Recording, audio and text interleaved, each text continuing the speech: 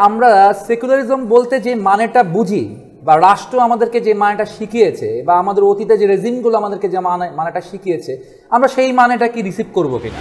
আমি রাষ্ট্র এমনভাবে চালাবো যা সমস্ত বিজ্ঞান, অর্থনীতি, সমাজ সমস্ত বিষয়গুলোকে নিয়ে আমি ইহজাগতিক ইহলৌকিক দৃষ্টিভঙ্গি থেকে আমি রাষ্ট্র চালাবো। আমার মিছিলের সাথী KM শামীম আক্তার, তাকে তো সেই আওয়ামী লীগ ক্ষমতা আসার বছর খানেকের পরেই তাকে গুম করে ফেললো। আজ পর্যন্ত তিনি বেঁচে আছেন না মেরে গেছেন, তাকে আয়না ঘরে নেওয়া হয়েছিল না কোন ঘরে নেওয়া হয়েছিল আমরা তাও জানি না। আপনাদের এই ছাত্র গণ অভ্যুত্থানকে কালার রেভুলেশনে পরিণত হতে দেবেন না প্লিজ। এমনকি তাহির স্কোয়ারে গিয়ে আপনি দাঁড়িয়ে ছবি তুলতে পারবেন না, সেলফি নিতে পারবেন না, ওখানে দাঁড়াতে দেবেন আপনাকে পুলিশ। আজকে যদি আপনি কায়রোতে যান, যে পত্রিকায় নিউজকে টেম্পার করার জন্য ফ্যাসিস্ট আগে পাঠাইতো DGFI-কে, এখন DGFI না, একটা মব আসে। ফেসবুক মবকে পরিচালনা করছে, মব অ্যাডমিনিস্ট্রেশনকে পরিচালনা করছে। বামপন্থীরা বা কমিউনিস্টরা অনেকটা বুঝে বুঝে তার পা ফেলার চিন্তা করে। সে কখনো তার মাথায় আসে ইন্দোনেশিয়ার কথা, কখনো তার মাথায় ইরানের কথা, কখনো মাথায় আসে আফগানিস্তানের। হৃদয় দিয়ে শুধু কাজ করলে হবে না, হৃদয় এবং মস্তিষ্ক দুটির চমৎকার সমন্বয় এই প্রজন্মকে ঘটাতে হবে।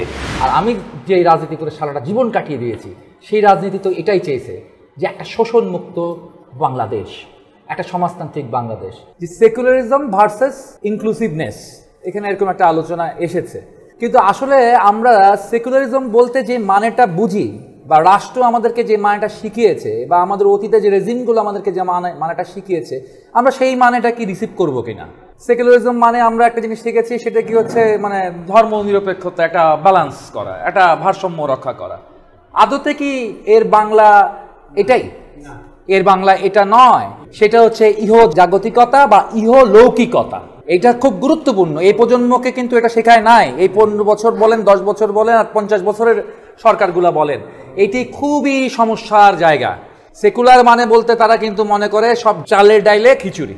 আসলে এটা চালের ডাইলে খিচুড়ির কোনো জায়গা নেই কিন্তু এখানে মুসলিমও প্রায়োরিটির জায়গা না, হিন্দু প্রায়োরিটির জায়গা না, কেউ প্রায়োরিটির জায়গা না। এখানে আমি রাষ্ট্র এমনভাবে চালাবো যা সমস্ত বিজ্ঞান, অর্থনীতি, সমাজ সমস্ত বিষয়গুলোকে নিয়ে আমি ইহজাগতিক ইহলৌকিক দৃষ্টিভঙ্গি থেকে আমি রাষ্ট্র চালাবো। সেখানে কোনো অন্ধত্বের, কোনো কূপমণ্ডকতার, কোনো সংস্কারের দরকার নেই। সেটা হিন্দুত্বেরও সুযোগ থাকবে না, সেখানে ইসলামেরও কোনো সুযোগ থাকবে না। এটি খুব গুরুত্বপূর্ণ জায়গায়। পারলে এই জিনিসটাকে আবার অ্যাড্রেস করা দরকার। এই প্রজন্ম যেহেতু অনেক নতুন নতুন কাজ করছে, এই প্রজন্মকে এই কাজটা করতে হবে। আর সবচেয়ে বড় কথা যদিও আমার ঘরের মধ্যে প্রজন্ম আছে, আপনার বিশ্ববিদ্যালয়ের 50 বছরের ছাত্র গিয়ে আমার ছেলে, ঠিক আছে, সে আগের থেকেই ছাত্র আন্দোলন করে, স্কুল জীবন থেকেই সে এই রেজিমের বিরুদ্ধে ফাইট করে। যদিও মাঝে মাঝে বলা হয় যে 15 বছরের অসংখ্যবার বাপ বেটা এক মিছিলও করেছি আমরা শুধু এই 37 দিন বা 35 দিনের মিছিল নয়, বছর খানেক ধরে বাপ বেটা মাঝে মাঝে এক মিছিলে থাকি আমরা। ফলে আপনাদের আলোচনার সাথে তার আলোচনার আমি দেখি যে একটা জেনারেশনের ব্যাপার আছে, অনেকটা মিল আছে, এবং এটা আমার কাছে ভালো লেগে। তবে যেটা বলতে চাই আর কি, সেটা যে এই ক্ষেত্রে আমাদের স্যালুট জানানো ছাড়া আর কোনো বিষয় নাই। আগেও মানুষ মরেছে, বিজয়ের বিদ্রোহে মানুষ মরেছে না, পিলখানায়, ঠিক আছে, মানুষ মরেছে, শাপলা চত্বরে মানুষ মরেছে, আরও বিভিন্ন জায়গায় মানুষ মরেছে। কিন্তু বিএনপির অনেকেই ক্রস ফায়ারে মরেছে, গুম হয়েছে। আমার সহযোদ্ধা, আমরা একসাথে ছাত্র ইউনিয়ন করছি, একসাথে মিছিল করছি, ঠিক আছে। আমার মিছিলের সাথী KM শামীম আক্তার, তাকে তো সেই আওয়ামী লীগ ক্ষমতা আসার বছর খানেকের পরেই তাকে গুম করে ফেললো। আজ পর্যন্ত তিনি বেঁচে আছেন না মেরে গেছেন, তাকে আয়না ঘরে নেওয়া হয়েছিল না কোন ঘরে নেওয়া হয়েছিল আমরা তাও জানি না। KM শামীম আক্তার ফিরে আসে নাই, 10 বছরের উপরে হয়ে গেছে, তাকে সে হয়তো আর ফিরে আসবে না। তো আমরা আমাদের সাথীকেও হারাইছি, কিন্তু হারালেও এই রেজিমকে আমরা ধাক্কা দিতে পারি নাই। রেজিমকে ধাক্কা দিতে পারি না। অনেকেই অ্যারেস্ট হয়েছে, এমনকি বেগম খালেদা জিয়াও অ্যারেস্ট হয়েছে, তাতেও কিন্তু মানুষের কিছু যায় আসে নাই। কিন্তু আপনারা যখন অ্যারেস্ট হয়েছেন, যখন আপনাদেরকে ডিবি অফিসে আটকে রাখা হয়েছে, তখন কিন্তু আপনারা সাধারণ ছাত্ররা, আপনারা ছাত্ররা এবং বাংলাদেশের জনতা আর ঘরে বসে থাকে নাই। যখন আপনাদের রক্ত ঝরেছে রাজপথে, তখন কিন্তু মানুষ আর ঘরে বসে থাকে নাই। এবং এটাই বাংলাদেশের একটা অন্যতম গুরুত্বপূর্ণ বৈশিষ্ট্য। এই ভূখণ্ডে গত 100 বছরের যে লড়াই হয়েছে, 100 বছরের লড়াই হয়েছে, সেই লড়াই দেখবেন যখনই ছাত্রদের বুক থেকে রক্ত ঝরেছে তখনই কিন্তু ঘটনা ঘটে গেছে। সেটা ঘটেছে 1952 সালে, সেটা ঘটেছে 1962 সালে, সেটা ঘটেছে 1969 সালে, সেটা ঘটেছে 71 এবং 90 সালে আপনাদের আন্দোলন শুরু হওয়ার আগে। যদিও ইদানিং আমি খুব অবাক হয়ে একটু দেখি একটা গ্রাফিতি, আমি 52 দেখিনি, আমি 24 দেখেছি। তো তো প্রশ্ন হলো 52 আর 24-এর মতো তো আরো আরো আরো অনেক রক্তাক্ত ঘটনা রয়েছে, আরো লাখো মানুষের জীবনহানির ঘটনা রয়েছে। এটা হলো একটা নতুন ধরনের রেটরিক তৈরি করা হতে পারে 52 টু 24, এবং এটা হয়তো কারো কারো জন্য ফায়দা নিয়ে আসতে পারে। আপনাদের অত্যন্ত সজাগ দৃষ্টিতে এই ফায়দাবাজদের ফায়দা নিতে দিবেন না। কালার রেগুলেশন কি, এটা নিয়ে অনেক প্রশ্ন করে। এইটাই হলো এখন আমার মনে হয় আজকের দিন বড় গুরুত্বপূর্ণ মেসেজ হতে পারে। আপনাদের এই ছাত্র গণ অভ্যুত্থানকে কালার রেগুলেশনে পরিণত হতে দেবেন না প্লিজ, এবং আপনারাই পারেন এই কালার রেগুলেশনকে প্রতিহত করতে। আমরা বামপন্থীরা, আমরা কমিউনিস্টরা আমাদের ক্ষীণ গলায় মাত্র 8-10 হাজার মানুষ নিয়ে সারা দেশে আওয়াজ তুলি, ঠিক আছে? এই লক্ষ কোটির আওয়ামী লীগ, আবার তার চেয়ে বড় বিএনপি জামাতের চিপার মধ্যে মাত্র 8-10 হাজার মানুষ আমরা। ফলে আমাদের গলার স্বর একটা মাইনরিটির গলার স্বরের মতো চিকন স্বরে বাজে। আমরা এই কালার রেভলিউশনের কথা আজকে না, বহু দিন ধরে আমরা বলে আসতেছি যে একটি কালার রেভলিউশন ঘটবে। কিন্তু প্রবলেমটা কি কালার রেভলিউশন? প্রবলেমটার জায়গা হলো এটা, আপনি জাস্ট দেখবেন ঠিক এই সময়কালে গত 10 বছরে পৃথিবীতে আপনার আন্দোলনের মতো এরকম আন্দোলন বহুত ঘটেছে সেই টিউনিশিয়াতে, ঘটেছে তাহির স্কোয়ারকে কেন্দ্র করে ইজিপ্টে, ঘটেছে লিবিয়ায়, ঘটেছে ইয়ামেনে, ঘটেছে সিরিয়ায়। এই পাঁচটি দেশ, এই 5টি দেশের সাথে আপনার খুব মিল আছে। কিরগিজস্তান বা আপনার হচ্ছে ইউক্রেন, সেটার সাথে আপনার সামাজিক প্রেক্ষাপটের কিছু পার্থক্য আছে, কিন্তু 5টার সাথে আপনার অনেক বেশি মিল আছে। প্রত্যেকটা দেশ হচ্ছে মুসলিম মেজরিটির দেশ, এবং প্রত্যেকটি দেশের এই অভ্যুত্থান পরবর্তী সেই অভ্যুত্থানগুলো যাত্রা কিন্তু ঠিক অনেকটা আপনাদের মতো। যেমন একজন আবু সাইদ, ওখানে ছিল একজন খালিদ, টিউনিশিয়ার একজন খালিদ, যে হচ্ছে পুলিশ মাদক ব্যবসায়ীর কাছ থেকে টাকা নিচ্ছে, সেটার ভিডিও তার সামাজিক মাধ্যমে দিয়ে দেওয়া, তা অতঃপর সেই খালিদকে হত্যা করা। এবং সবাই তখন বলছে আপনারা যেমন আমরা সবাই সাইদ হব, আমরা সবাই মুগ্ধ হব, এবং স্লোগানটা নিয়ে এসেছিল আমরা সবাই খালিদ হব, খালিদের মতো আমরা শহীদ হব। ঠিক আছে, এটা দিয়ে হোসনি মোবারক, সেও এক রেজিম, প্রচণ্ড অত্যাচারী, প্রচণ্ড ফ্যাসিস্ট, প্রচণ্ড খুনি, ঠিক আছে? মানুষ কথা বলতে পারতেন না, মানুষ শ্বাস নিতে পারতেন না যুগের পর যুগ ধরে। সেই হোসনি মোবারককেও কিন্তু এই আন্দোলন দিয়ে উৎখাত করা গেল। এবং উৎখাতের পর কি হলো? উৎখাতের পর একটা ইন্টারিম গভর্নমেন্ট তৈরি হলো মিশরে, এবং সেই ইন্টারিম গভর্নমেন্টের প্রধান কে হলো, বা সেখানকার গুরুত্বপূর্ণ লোক কে হলো? তার নামটা কি? তার নামটা হচ্ছে আল বেরুদি। সার্চ দিয়ে দেখবেন তিনি কে, তার বড় বৈশিষ্ট্য কি। তার বড় বৈশিষ্ট্য, তিনি 2005 সালের নোবেল লরিয়েট। আমরাও একজন নোবেল লরিয়েটকে ঠিক আমাদের আন্দোলনের পর নিয়ে এসেছি, তারাও এনে নিয়ে এসেছিলেন আল বেরুদিকে, যিনি ছিলেন একজন নোবেল লরিয়েট। 2 বছর তারাও একরকম সংস্কার এই আমার আর আপনার মতো বুদ্ধিভিত্তিক কাজ যারা করি, তারাও এরকম বসে বসে বেশ স্বপ্ন জাল বুনেছি সারাদিন ধরে, এবং সারাদিন ধরে দিন যোগ করে 365কে 2 গুণ করে, ঠিক আছে, 730 দিন পরে যেটা ঘটনা ঘটেছে, সেখানে একটা নির্বাচন হয়েছে, এবং সেই নির্বাচনে ওই দেশের দাঁড়িপাল্লা মার্কাও, ওটা ওদের মার্কা দাঁড়িপাল্লা, সেটা হচ্ছে মুসলিম ব্রাদারহুড। সেই মুসলিম ব্রাদারহুডের মুশি সেখানে রাষ্ট্র ক্ষমতা দখল করেছে, এবং দখল করবার পর যখন মার্কিং পারপাস সার্ভ হয় নাই, যে কথাগুলো বলার চেষ্টা করেছিলেন আমাদের হাফিজ আদনান রিয়াদ, সেই পারপাসটা যখন সার্ভ হয় নাই, তখন যারা করেছে মুশিকে টুক করে সরিয়ে দিয়ে pro American military back government প্রায় 8 বছর হয়ে গেছে, এখনও মিশরে আছে, কেউ কোনো আন্দোলন করতে পারে না। এমনকি তাহির স্কোয়ারে গিয়ে আপনি দাঁড়িয়ে ছবি তুলতে পারবেন না, সেলফি নিতে পারবেন না, ওখানে দাঁড়াতে দেবেন আপনাকে পুলিশ। আজকে যদি আপনি কায়রোতে যান, টিউনিশিয়াতে সেম ঘটনা ঘটেছে, লিবিয়ার গাদ্দাফির লিবিয়ার কথা আপনারা জানেন। শুধুমাত্র রেজিম চেঞ্জ হয় না সিরিয়ায়, সেখানে কি হয়েছে, আর্মিটা স্প্লিট হয়ে গেছে।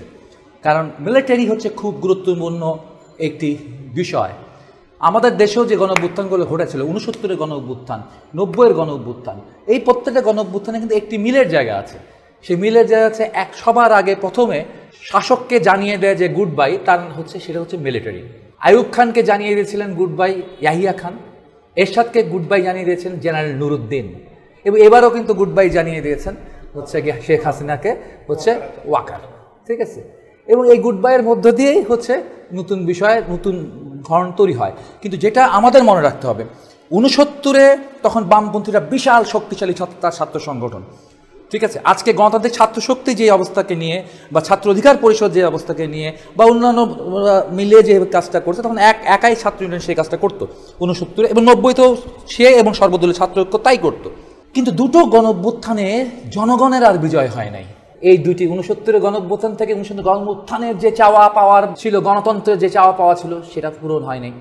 90-এর সেই চাওয়া পাওয়া পূরণ হয় নাই, খুব দ্রুত সেই চাওয়া পাওয়া ফিকে হয়ে গেছে, এটা বাংলাদেশের পার্সপেক্টিভে।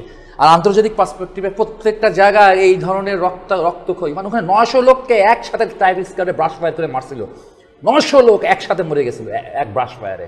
ঠিক আছে, আমার সারা বাংলাদেশে যে হিসাবটা সেটা একদিনে এক ইনসিডেন্টে টাইপিস করে ঘটনা ঘটে গেছে।